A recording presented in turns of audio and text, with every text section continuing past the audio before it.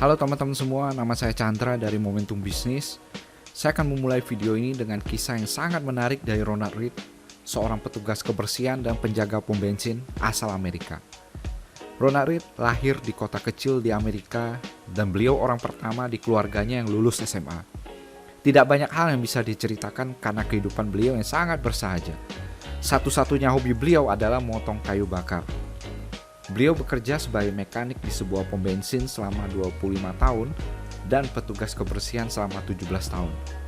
Beliau memiliki rumah 2 kamar senilai 12.000 US dollar atau senilai 170 juta rupiah. Dan Ronald Read meninggal pada tahun 2014 di umur 92 tahun. Dan barulah si petugas kebersihan yang bersahaja ini masuk di berbagai berita di Amerika dan bahkan di seluruh dunia. Kenapa bisa begitu? Karena seorang yang hidup bersahaja bisa menyumbangkan 6 juta US dollar atau senilai 85 miliar rupiah dan mewariskan 2 juta US dollar atau senilai 28 miliar rupiah kepada anaknya. Orang-orang yang mengenalnya syok. Ini duit datangnya dari mana? Apakah beliau menang lotre atau warisan besar? Ternyata ini rahasianya. Ronald Read rajin menabung berapapun yang bisa ditabung dan menginvestasikannya di saham blue chip selama puluhan tahun. Hingga akhirnya investasi saham tersebut dari yang awalnya kecil pelan-pelan tumbuh berkali-kali lipat hingga menjadi 8 juta US dollar atau senilai 115 miliar rupiah. Dari seorang petugas kebersihan bersahaja menjadi filantropis. Kisah kedua datang dari seorang yang bernama Richard Fuscon.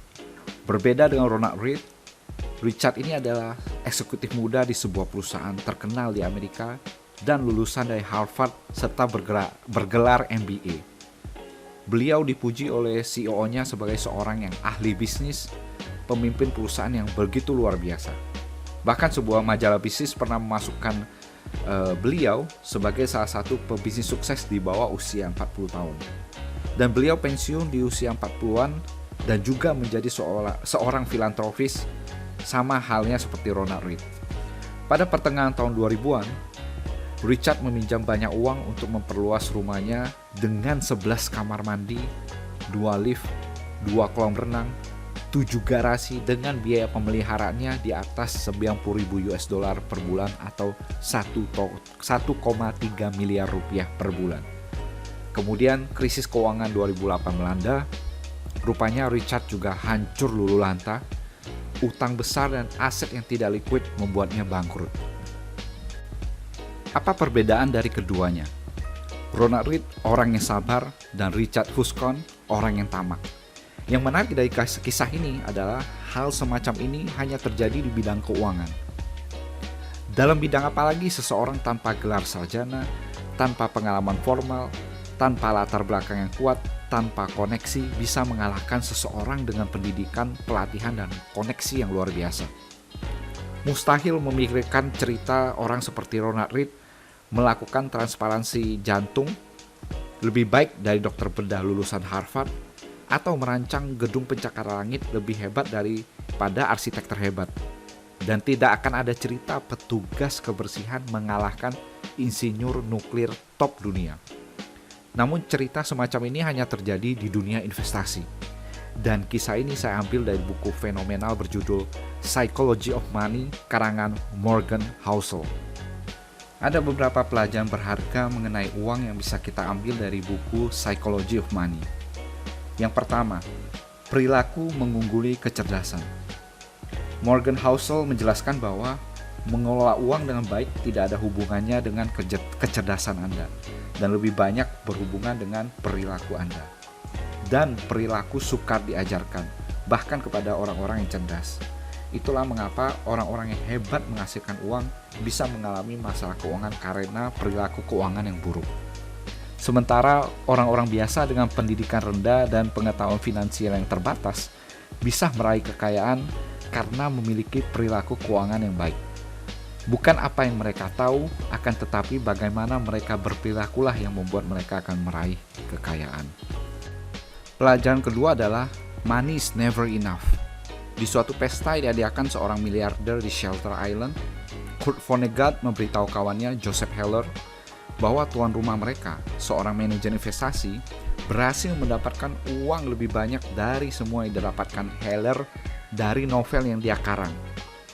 Dan yang mengejutkan, Heller menjawab, "Ya, tetapi saya punya sesuatu yang dia tidak akan punya, yakni rasa cukup." Kapitalisme modern sangat hebat dalam dua hal, menciptakan kekayaan dan menciptakan rasa iri hati. Barangkali keduanya bergandengan. Ingin mengalahkan sesama bisa menjadi pendorong kerja keras.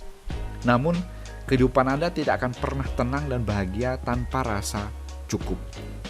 Kebahagiaan hanyalah hasil dikurangi harapan. Morgan Housel mengatakan bahwa menggunakan uang Anda untuk membeli waktu dan pilihan adalah gaya hidup yang sukar disaingi oleh barang mewah. Pelajaran nomor 3, menjadi kaya versus tetap kaya adalah dua keahlian yang berbeda. Dua kisah ini mungkin akan memberikan gambaran tentang hal ini. Jadi pada tahun 1929, Jesse Livermore menjadi salah satu investor terkenal di dunia dengan kekayaannya 100 juta US dollar pada umur 30 tahun. Kejatuhan bursa saham tahun itu yang memicu depresi besar di Amerika justru mengabadikan namanya dalam sejarah. Berapa tidak, dalam satu hari, dia mampu meraup keuntungan di pasar saham setara 3 miliar US dollar. Dalam satu bulan terpuruk sepanjang sejarah bursa saham, dia menjadi salah satu orang yang paling kaya di dunia. Di waktu yang bersamaan, seorang multijutawan pengembang properti yang meraup untung besar di akhir tahun 1920-an dari bertaruh kenaikan bursa saham bernama Abraham Jermensky harus jatuh bangkrut akibat keruntuhan saham yang luar biasa di akhir 1929. Di sini kita punya perbandingan. Kejatuhan Oktober 1929 membuat Jesse Livermore jadi salah satu orang terkaya di dunia dan sebaliknya menghancurkan Abraham Jermensky. Maju 4 tahun setelahnya dan kedua ceritanya berjalan hampir mirip. Sesudah untung besar pada tahun 1929, Livermore yang sangat percaya diri membuat taruhan yang makin lama makin besar. Dia akhirnya kebablasan, berhutang makin besar, dan akhirnya kehilangan segalanya di bursa saham. Dan sama dengan cerita Abraham Jermensky, hidupnya berakhir dengan tragis dan bunuh diri. Waktunya berbeda, tapi Abraham dan Livermore punya ciri yang sama. Kedua-duanya sama-sama sangat hebat dalam meraih kekayaan dan sama-sama buruknya dalam mempertahankan kekayaan. Di sini Morgan Housel menekankan bahwa untuk meraih kekayaan diperlukan pengambilan risiko, sikap optimistis, bisa melihat peluang, strategi yang tepat, dan segudang keahlian lainnya. Namun untuk menjaga kekayaan Anda dibutuhkan sebaliknya. Kehati-hatian dalam mengambil risiko, rasa takut kehilangan uang, sikap hemat, dan pengakuan bahwa sebagian yang sudah kita capai sebelumnya ada faktor keberuntungan. Jadi keberhasilan masa lalu tidak bisa diandalkan untuk berulang terus-menerus di masa depan. Kita bisa menghabiskan bertahun-tahun mencoba mencari tahu bagaimana Warren Buffett mencapai hasil maksimal dari investasinya. Tapi ada hal-hal di luar fundamental yang sama pentingnya yang dia lakukan. Yang pertama, dia tidak berhutang berlebihan. Warren Buffett tidak panik dan tidak menjual saham yang dimilikinya selama 14 resesi yang dia lalui sepanjang hidup. Kemudian dia tidak merusak reputasi bisnisnya. Dia tidak mengikatkan diri ke satu strategi, satu pandangan dunia atau tren yang berlangsung. Dan hal yang luar biasa, dia jago bertahan. Konsistensi dalam berinvestasi dari umur 10 hingga 90 tahun adalah yang menyebabkan keajaiban atau compounding interest atau bunga berbunga. Satu hal yang menarik dari kutipan Morgan Housel yakni berencana itu penting, tapi bagian terpenting tiap rencana adalah merencanakan rencana yang tidak berjalan sesuai rencana. Atau bisa dibilang harus selalu ada plan B untuk menghadapi hal terburuk. Oke teman-teman, demikian rangkuman singkat dari buku The Psychology of Money. Sebetulnya masih banyak pelajaran-pelajaran berharga dari buku tersebut. Jika teman-teman masih penasaran, bisa langsung membeli buku tersebut di marketplace. Boleh bilang ini salah satu buku keuangan terbaik. Jika video ini dirasa bermanfaat, mohon subscribe, like, dan nyalakan lonceng notifikasinya. Dan sampai jumpa di video berikutnya.